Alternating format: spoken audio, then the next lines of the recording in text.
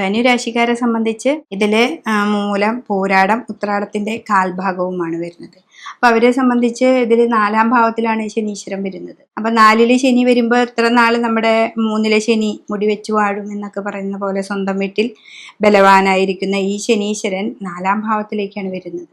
അത് നമ്മുടെ കുടുംബമാണ്. അപ്പൊ കുടുംബക്ഷേത്രവുമായി ബന്ധപ്പെട്ട് നിൽക്കുന്നവർക്ക് ഏറ്റവും നല്ലതാണ്. അവിടെ പറഞ്ഞോണം കുടിവെപ്പ് സമ്പ്രദായത്തിലിരിക്കുന്ന ദേവതകളെ നന്നായിട്ട് ആരാധിക്കുക.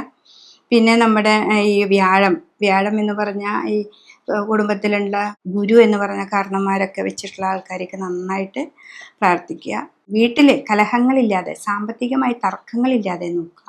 ഇപ്പൊ ചിലപ്പോൾ ഭൂമി സംബന്ധമായിട്ട് തർക്കങ്ങൾ ഉണ്ടാവാം, ചേട്ടനനിയന്മാർ തമ്മിൽ തർക്കങ്ങളൊക്കെ ഉണ്ടാവാം.